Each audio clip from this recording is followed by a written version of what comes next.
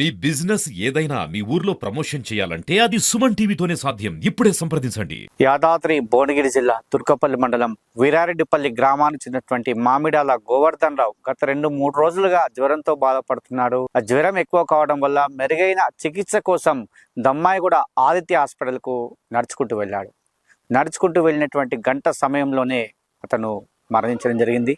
నిజంగా ఈ వార్త కొంచెం దిగ్భ్రాంతి గురి చేస్తుంది. ఎందుకంటే నడుచుకుంటూ హాస్పిటల్కి వెళ్ళినటువంటి గోవర్ధన్ రావు మరణించడం అయితే బాధ కలిగిస్తుంది. వారి కుటుంబ సభ్యుల రోజున మాత్రం మిన్నంటే అని చెప్పవచ్చు. ఎందుకంటే జ్వరం వచ్చిందని చెప్పి వివిధ పరీక్షలు చేశారు. ఆ పరీక్షలు చేసిన సందర్భంలో షుగర్, బీపీ ఇలాంటి ఏమీ లేవు. ఒక గంట సేపు అబ్జర్వేషన్లో పెడదామని చెప్పారు. ఆ గంట సేపు అబ్జర్వేషన్లో పెట్టి ఇంకేమైనా ట్రీట్మెంట్ కావాలని చేద్దామని చెప్పినటువంటి వైద్యులు గంట సేపట్లోనే మరణించారని చెప్పి వారికి చెప్పడంతో వాళ్ళంతా కూడా కన్నీరు మున్నీరని చెప్పవచ్చు. మరి నిజంగా ఆదిత్య హాస్పిటల్లో ఏం జరిగింది ఇదంతా కూడా ఎంక్వైరీ చేయాలి. ఎందుకంటే నడుచుకుంటూ స్వయంగా తానే వెళ్ళి చికిత్స చేయించుకుందామన్నటువంటి సందర్భంలో అతను ఒక గంట వ్యవధిలోనే మరణించడం అయితే బాధ కలిగిస్తుంది. ఎందుకంటే వైద్య చికిత్స కోసం వచ్చాడు. ఆ చికిత్సకు సంబంధించి అన్నీ కూడా పరీక్షలు చేశారు. ఒక గంట సేపు అబ్జర్వేషన్ అని చెప్పి ఇలా విగత జీవిగా పడ్డాడంటే బాధ కలిగిస్తుందని చెప్పుకోవచ్చు. దీనికి సంబంధించి ప్రాణాలు వదలగానే వాళ్ళంతా కూడా భయపడినటువంటి పరిస్థితి. ఎందుకంటే నడుచుకుంటూ వచ్చి గంట సేపట్లోనే చనిపోయాడని చెప్పి బంధువులంతా కూడా అక్కడ రోధిస్తున్నటువంటి సందర్భంలో ఇమీడియట్లీగా జవహర్ నగర్ పోలీస్ స్టేషన్లో కంప్లైంట్ కూడా చేయడం జరిగింది. వాళ్ళు శవ పంచనామా నిమిత్తం వాళ్ళంతా కూడా గాంధీ హాస్పిటల్కి అతను శవాన్ని తీసుకెళ్లారు. మరి దానికి సంబంధించి వారి హాస్పిటల్ పైన మరి కేసు అయితే చేయడం జరిగింది. ఎందుకంటే ఆదిత్య హాస్పిటల్లో జరిగినటువంటి ఘటన కలిసివేసిందని చెప్పవచ్చు, బాధ కలిసిందని చెప్పవచ్చు. ఎందుకంటే మామిడాల గోవర్ధన్ రావు ఒక రైతు కుటుంబంలో పుట్టినటువంటి మామిడాల గోవర్ధన్ రావు గ్రామంలో నిన్న మొన్నటి వరకు, ఎందుకంటే అతను మోటార్ మెకానిక్, మోటార్లు బాగా చేసే మెకానిక్ గా పనిచేసేవాడు. మండలంలో ఇతర గ్రామాలు కూడా వెళ్ళి కూడా చేసేవాడు. అదేవిధంగా గ్రామంలో కూడా మెకానిక్ గా పనిచేసేటువంటి గోవర్ధన్ రావు నిన్న మొన్నటి వరకు ఊర్లో ఉన్నాడు. ఊర్లో కలిగి తిరిగాడు, అందరితో పాటు మాట్లాడాడు. ఎందుకంటే 58 సంవత్సరాల గోవర్ధన్ రావు మొత్తం చిన్నప్పటి నుంచి కూడా మోటార్ మెకానిక్ గా పనిచేస్తున్నాడు. అతనికి ఇద్దరు కుమార్తెలు కూడా బాగా చదువుకున్నారు. ఇద్దరు కుమార్తెలు బాగా చదివించాడు. ఈ మోటార్ పని చేస్తూనే వారిద్దరిని కూడా చదివించారు. వాళ్ళిద్దరికి కూడా వివాహం కాలేదు. వివాహం చేద్దామనుకున్నాడు. ఉన్నత చదువులు చదివించాడు.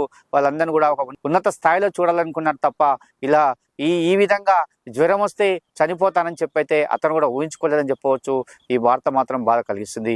వీరాయుడుపల్లి గ్రామంలో కూడా విషాదచారాలు అలుముకున్నాయి. ఎందుకంటే నిన్న మొన్నటి వరకు ఊరంతా తిరిగాడు. అదేవిధంగా ఎందుకంటే ప్రతి ఇంట్లో కూడా ఆయన తెలిసినటువంటి విషయం. ఎందుకంటే ఏ కరెంటు పనున్నా సరే, ఏ మోటార్ పనున్నా సరే ఆయనే చేసేవాడు గ్రామంలో. కాబట్టి ప్రతి ఒక్కరూ ఏమైనా మోటార్ ఖరాబ్ అయినా, కరెంటు పనున్నా కూడా ఆ గోవర్ధన్ రావుకే కాల్ చేసేటువంటి వ్యక్తి. మరి గోవర్ధన్ రావు ఎంత ఇచ్చినా కూడా తీసుకునేటువంటి వ్యక్తి. ఎప్పుడు కూడా ఎవరిని బతలాడో ఇంత అవుతుంది అంత అవుతుంది అని చెప్పేవాడు కాదు. ఎన్ని డబ్బులు ఇచ్చినా కూడా తీసుకొని వెళ్ళేటువంటి వ్యక్తి. కానీ ఇలా మంచి వ్యక్తి మరణించడం అయితే బాధ కలిసి గ్రామస్తులు కూడా మనతో కొంతమంది చెప్పారు. వచ్చినాం కాలరావు వచ్చి సరే అని చెప్పి దిగి కాళ్ళకి నడుచుకుంటా బైక్ తీసుకుపోయిండు. తీసుకుపోయినాక డాక్టర్ ఉండి చూసి ఏం ప్రాబ్లం అంటే ఇట్లా చలి వస్తుంది, పొద్దున్న నుంచి కొంచెం దాని గురించి అంటే సరే చూద్దాం ఏం కాదు అని చెప్పి బీపీ చూసిండు. బీపీ నార్మల్ ఉంది, హార్ట్ గీడ మంచిగా ఉంది, ఏం కాదు, సరే చేద్దాము ఉండని ఇట్లా ఒక రోజు మేము ఐసీలు ఉంచుకొని తర్వాత రేపు షిఫ్ట్ చేద్దాం ఏం కదా అంటే సరే అని చెప్పి మేము పంపించినాం. పోతే అప్పుడు చెప్పిండు బీపీ మంచిగానే ఉంది, హార్ట్ మంచిగానే ఉంది, ఏ ప్రాబ్లం లేదు, కాకపోతే అబ్జర్వేషన్ కోసం ఒక రోజు ఉంచుకుంటాం అన్నాడు. సరే పంపించినాక పైకి తీసుకపోయి మేము మామూలు రానియలే ఐసీలు అని చెప్పి ఉంచేసి అక్కడనే ఉంచాడు. సరే అని చెప్పి ఇంకొక గంట వచ్చి మళ్ళీ వచ్చి హార్ట్ బీట్ సరిగా లేదు, క్రిటికల్ ఉంది, కష్టము అని మళ్ళీ చెప్పిండు. అరే గట్లెందుకంటావు సార్, నువ్వు ఇంత ముందేమో కిందనేమో మంచిగా ఉంది అన్నావు, హార్ట్ మంచిగానే ఉంది, బీపీ లేదు, షుగర్ లేదు, మంచిగా ఉంది, అంతా ఓకే, ఏం కాదు, ఒక 2 రోజులు ఉంటే కవర్ అవుతుంది, మళ్ళీ వెళ్ళిపోవచ్చు, నిమ్మలంగా ఉంటారని అది చెప్పిన మళ్ళీ ఇప్పుడేమో క్రిటికల్ అంటావు. అసలు ఏంది అవసరం అయితే అప్పుడే చెప్తాం, ఇంకే హాస్పిటల్ పోదాము, గీడికి వచ్చి నువ్వు ఇప్పుడు క్రిటికల్ ఉంది అని చెప్పి అసలు పానమా ఇది మంచిగా, అసలు ఏంది మేము ఏం చేయాలి, ఇప్పుడు ఏం సావన్నా బతక అందరం అని చెప్పి మేము ఏడ్చుకుంటా మేము కూర్చున్నామాట. కూర్చున్నాక మళ్ళా తర్వాత ఇక చెప్తారేడిగా చెప్పకపోతే మా తమ్ముడు రవి ఉండే, రవి తమ్ముడు రానంటే వచ్చిండు. వచ్చి మేము డైరెక్ట్ మళ్ళీ ఐసీలో పోయినాం. వచ్చే వరకు అప్పటికే చనిపోయాడు. బయటకు వచ్చి ట్రీట్మెంట్ చేస్తున్నామని చెప్తుండు, మేము ఇది చేయిస్తున్నాము, అది చేస్తున్నాము, ఇది పెడుతున్నాము, అది పెడుతున్నాము, అది అని చెప్తుండు. మేము నమ్మకనే లోపలికి పోయినాం. పోయి చూస్తే అప్పటికే చనిపోయాడు. ఇక మేము ఏం చేయాలో మాకేం అర్థమైతే ఆయనకి ఇద్దరు బిడ్డలు హాస్పిటల్ వైద్యుల నిర్లక్ష్యమే అంటావు. మొత్తం నిర్లక్ష్యము, ఇద్దరు బిడ్డలు ఆయనకు పాపం ఆయనకు ఏదో చేసుకుంటే బతు ఆయన ఆగము, మేము ఆగము, పిల్లలు ఆగము, అంతా ఆగము అంటే మీకు తెలిసి నర్సులు ట్రీట్మెంట్ చేసిరా డాక్టర్లు చేసిరా అంటవా? నర్సులే చేస్తారు లోపల. నర్సులు డాక్టర్ కూడా లేరు. డాక్టర్ వచ్చిపోతుంది అంతే తప్ప నర్సులు చేస్తారు. మాకైతే ఏ చెప్పకుండా అంత హాస్పిటల్ నిర్లక్ష్యమే అంటారు. మొత్తం హాస్పిటల్ నిర్లక్ష్యం. ఇంటికాడికి వెళ్ళి నడుచుకుంటూ వచ్చి నిమ్మలంగా వచ్చిన మనిషి ఒక 4-2 రోజులు ఉంటానని చచ్చిపోయి తీసుకుపోయే పరిస్థితి వచ్చింది. ఇప్పుడు ఏం చేయాలో మేము మరి మీరే చూసి దాన్ని న్యాయం చేయాలని పిల్లలకు ఆయనకు చేయాలని చెప్పి కోరుతున్నాం. నాకు 10 o'clock మా బ్రదర్ ఫోన్ చేసిండు. నేను డైరెక్ట్ పైకి వెళ్ళాను. పైకి వెళ్తే డాక్టర్ను కలిశాను. అతను బయటకు వచ్చేసి, సార్ అతనికి మొత్తం ఆక్సిజన్ లెవెల్ పడిపోయినాయి, బీపీ పడిపోయింది సార్, చెక్ చేస్తున్నాము, ట్రీట్మెంట్ అవుతుందని చెప్పారు. సరే సార్ మీరు మంచిగా చూడండి, దానికి ప్రాబ్లం ఏం లేదు, మీకు పని విషయంగా ఏం లేదు, మంచిగా చూడండి చెప్పారు. సార్ నేను చూస్తా అని చెప్పి లోపలికి వెళ్ళాను. లోపలికి వెళ్తే వాళ్ళ డాక్టర్ అప్పుడే చెక్ చేసి కిందికి పోయినట. నర్సులే పెడుతురు, అన్ని పెడుతురు తీస్తురు. ఏంటప్ప అంటే ఆ డాక్టర్ ఇప్పుడు చూసిపోయాడు అన్నాడు. నేను కిందికి వచ్చాను. కిందికి వస్తే ఏం సార్ మీరు ఇక్కడ మరి అక్కడ నర్సులు అంటే నేను అంతా ట్రీట్మెంట్ ఇచ్చేసాను సార్, వాళ్ళు చూసుకుంటాలే అన్నాడు. అనగానే అతను అన్ని రాసిండు అన్ని. ఇట్లా అతన్ని ప్రాబ్లం రాస్తున్నాను అంటే, రాయండి సార్, ఇప్పుడు సిగ్నేచర్ పెట్టడానికి ప్రాబ్లం లేదు సార్, ఫస్ట్ ప్రోగ్రెస్ కావాలి, నాకు సిగ్నేచర్ ఎక్కడ పెడతాను, మాకు ప్రోగ్రెస్ కావాలి చెప్పి లేదు, ఒకసారి మీరు సిగ్నేచర్ పెట్టంటే మీరు రాయండి, నేను పెట్టేస్తాను, పెట్టాక మీరు వెళ్ళిపోరు సార్, మీరు చూడండి అంటే సరే చూస్తాం చెప్పి పోయిండు. పోయిన మళ్ళీ ఒక హాఫ్ అన్ అవర్కి వచ్చేసి, సార్ కార్డియాక్ అరెస్ట్ అయింది సార్ అన్నాడు. అరే కార్డియాక్ అరెస్ట్ సార్ నాకు అర్థం కాదు. ఇప్పుడు మా బ్రదర్ ఏమంటుండు, ఏం మొత్తం బీపీ బాగుందన్నాడు, షుగర్ బాగుందన్నాడు, మీరే చెప్పారు. ఈ 15 days కి ఎక్కడెక్కడ పోయినాం, ఇట్లా మాకు ఇటువంటి ఏం కాలేదు మాకు. సార్ మీరు ఏంది అంటే మాకు అర్థం లేదు సార్, అది కార్డియాక్ అరెస్ట్ అయింది అది అని చెప్తే, సార్ మాకైతే సంబంధం లేదు సార్, మీరు అనవసరంగా ట్రీట్మెంట్ ఏం చేస్తున్నారు తెలియదు చెప్పేస్తే, సరే పైకి వెళ్ళండు, పోయి చూసేసి సార్ అయిపోయింది సార్ అని చెప్పిన డాక్టర్. మీరు పోయి చూసినా మంచిగా ఉండే, నర్సులు చేపిస్తున్నాడు, నర్సులు ఇద్దరు చేపిస్తున్నాడు. వైద్య నిర్లక్ష్యం ఇదంతా. మరి నేను పోయినప్పుడు అక్కడ డాక్టర్ ఉండాలి కదా, నర్సులే చేస్తున్నారు. వాళ్ళు తీస్తున్నారు, ఇట్లా పెడుతున్నారు, చేస్తున్నారు, అది చూస్తున్నారు, చేస్తారు. చేసారి కింద అంటే నేను ఇప్పుడే వచ్చాను అన్నాడు. నేను కిందికి వచ్చేసి మళ్ళీ వెళ్ళిపోయానంటే ఇక అన్ని రిపోర్ట్ రాస్తే, సిగ్నేచర్ ఏమో సార్, సిగ్నేచర్ పెట్టడానికి ఏముంది, మనకు ప్రోగ్రెస్ కావాలి అంటే సిగ్నేచర్ పెట్టాను. ఇక పోయినాక మళ్ళీ పావుగంట అర్ధగంటకు వచ్చేసి, సార్ మొత్తం లెవెల్స్ పడిపోయింది సార్, అయిపోయింది అని చెప్పి. దమ్మాయిగూడ ఆదిత్య హాస్పిటల్ ఏదైతే ఉందో, హాస్పిటల్లో వీరారెడ్డిపల్లికి సంబంధించినటువంటి గోవర్ధన్ రావు, తను జ్వరం వచ్చింది, మామూలుగా జ్వరం వచ్చిందని చెప్పేసి ఆయన హాస్పిటల్లో జాయిన్ కావడం జరిగింది. అయితే ఆయన హాస్పిటల్కి జాయిన్ అయిన కొద్దిసేపటికే వాళ్ళందరూ కూడా పరీక్షలు చేసి, డాక్టర్ అందరూ కూడా బయటకు వచ్చేసి పర్వాలేదు ఏమి కాదు అని చెప్పేసి వాళ్ళు అడ్మిట్ చేసుకోవడం జరిగింది. చేసుకున్న తర్వాత కూడా అదే లెక్కన వాళ్ళు చెప్పడం జరిగింది.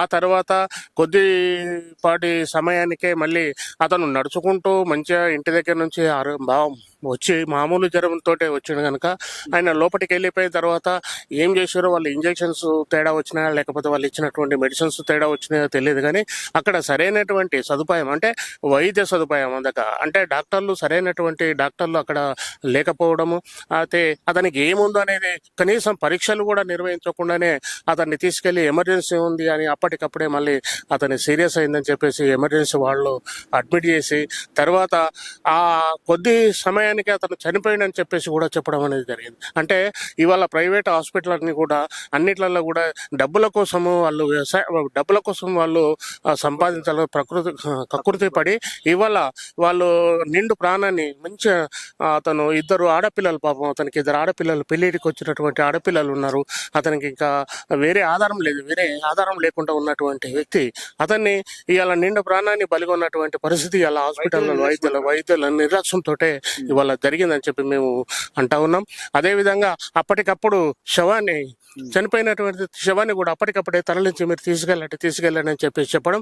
అదే కాకుండా ఇంకా చనిపోయినటువంటి వ్యక్తి, వాళ్ళ నిర్లక్ష్యంతో చనిపోయినటువంటి వ్యక్తి మీద ఇంకా మీరు డబ్బులు చెల్లించాలి, ఇంకా 20,000 కట్టాలని చెప్పేసి, ఇంకా వసూలు చేయాలని చెప్పేసి వాళ్ళు ప్రయత్నం చేయడం అనేది చాలా దారుణమైనటువంటి విషయం. ఇలాంటి పరిస్థితి అసలు ప్రభుత్వం హాస్పిటల్ మీద చర్యలు తీసుకోవాలి. హాస్పిటల్ మీద కఠినమైనటువంటి చర్యలు తీసుకొని నిఘా ఏర్పాటు చేయకపోతే ఇంకా ఎన్నో నిండు ప్రాణాలు బలిగొనేటువంటి పరిస్థితి ఇవాళ ఏర్పడుతుంది. కనుక మీరు ఈ రోజు చనిపోయినటువంటి అతని కుటుంబానికి, పిల్లలకు కూడా న్యాయం చేస్తున్నటువంటి హాస్పిటల్ సిబ్బంది ఏదైతుందో, హాస్పిటల్ యాజమాన్యం ఏదైతుందో, హాస్పిటల్ యాజమాన్యం అంతా కూడా ఇవాళ వాళ్ళ పిల్లల్ని ఆదుకోవాల్సినటువంటి అవసరం ఉందని చెప్పేసి మనం చేస్తా ఉన్నాం. మరి ఆదిత్య హాస్పిటల్లో ఏం జరిగింది? దమ్మాయిగూడలో ఉన్నటువంటి ఆదిత్య హాస్పిటల్లో జరిగిన ఘటన పైన డిహెచ్ఎంఓ ఎంక్వైరీ చేయాలి.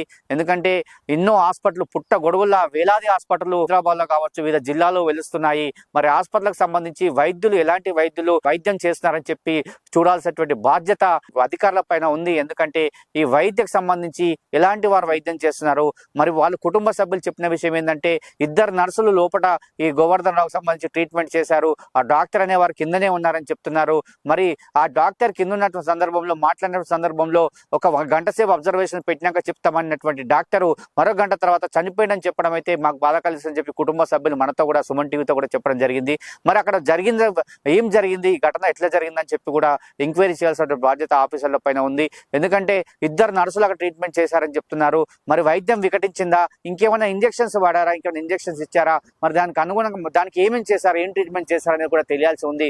కాబట్టి ఖచ్చితంగా దీనిపైన మాత్రం విచారణ చేయాలని చెప్పి చాలా మంది మనతో చెప్పినటువంటి విషయము. చూసుకుంటూ వెళ్ళినటువంటి వ్యక్తి శవంగా మారడం అంటే ఎవరికైనా బాధ కలుగుతుంది, ఆ కుటుంబంలో కూడా చాలా బాధ కలిగే విషయం అని చెప్పవచ్చు. ఖచ్చితంగా ఆదిత్య హాస్పిటల్ మీద ఎంక్వైరీ చేయాలి. అదేవిధంగా విద్యకు సంబంధించి వైద్య శాఖ రావాలి, ఎంక్వైరీ చేయాలి, దీనికి సంఘటన జరిగిందో చూడాలని చెప్పి వీరి యొక్క బంధువులు కూడా మనతో చెప్పినటువంటి విషయము. అదేవిధంగా జవహర్ నగర్ పోలీస్ స్టేషన్ లో కేసు కూడా నమోదైంది. దానికి సంబంధించి కేసును కూడా పురోగతిగా తొందరగా చేయాలని చెప్పి గ్రామస్తులు కూడా కోవడం జరిగింది. మొత్తానికి గోవర్ధన్ రావు గంట వ్యవధిలోనే చనిపోవడము బాధ కలిసే విషయము. మరి గోవర్ధన్ రావుకు వైద్యం వికటించిందా, మరి ఇంకేం జరిగిందని చెప్పి చూడాల్సినటువంటి బాధ్యత అయితే వైద్యాధికారులపై ఉంది. కాబట్టి ఖచ్చితంగా డిహెచ్ఎంఓ ఎంక్వైరీ జరగాలని చెప్పి చెప్తున్నారు. ఎందుకంటే ఎన్నో హాస్పిటల్స్ మనం చూస్తున్నాం, పుట్టగొడుగులో విన్నటువంటి హాస్పిటల్లో ఏదో ఒక దగ్గర ఘటన, తెలంగాణ రాష్ట్రంలో ఎక్కడో దగ్గర ఏదో ఘటన జరుగుతూనే ఉంది. మరి ఎంబీబీఎస్ చేసి వైద్యం చేయాల్సినటువంటి, అదే ఎంబీబీఎస్ లేకుండా వైద్యం చేస్తున్నారని చెప్పి చాలా మంది చెప్తున్నారు. వివిధ రకాలైనటువంటి ట్రీట్మెంట్ చేస్తున్నారని చెప్తున్నారు. మరి అలాంటి వాటిపైన చర్యలు తీసుకోవాలి. మనం చూస్తున్నాం ఎన్నో సంఘటనలు రాష్ట్ర వ్యాప్తంగా, జిల్లా వ్యాప్తంగా జరుగుతూనే ఉన్నాయి. ఏది ఏమైనప్పటికీ యాదాద్రి భువనగిరి జిల్లా తుర్కపల్లి మండలం వీరాడుపల్లి గ్రామం మామిడాల గోవర్ధన్ రావు చనిపోవడం అయితే గ్రామంలో విషాదం అనుకుంది. అదేవిధంగా కుటుంబంలో కూడా బాధ కలిగిన విషయం చెప్పవచ్చు. వారి కూతుళ్ళు ఇద్దరు కూడా చాలా మంచి చదువుకున్నారు, ఇంకా మంచి జాబ్ చేద్దామనే సమయంలో వాళ్ళ తండ్రిని కోల్పోవడం కూడా బాధ కలిగిస్తుంది. ఎందుకంటే పెళ్లి కావాల్సినటువంటి కూతుర్లు తండ్రి లేకపోవడంతో తండ్రి ఇట్లా మరణించారని చెప్పి చాలా బాధతో ఉన్నటువంటి విషయం చెప్పవచ్చు. ఇది కెమెరామెన్ గురునాథ్తో శరత్, యాదాద్రి భువనగిరి జిల్లా.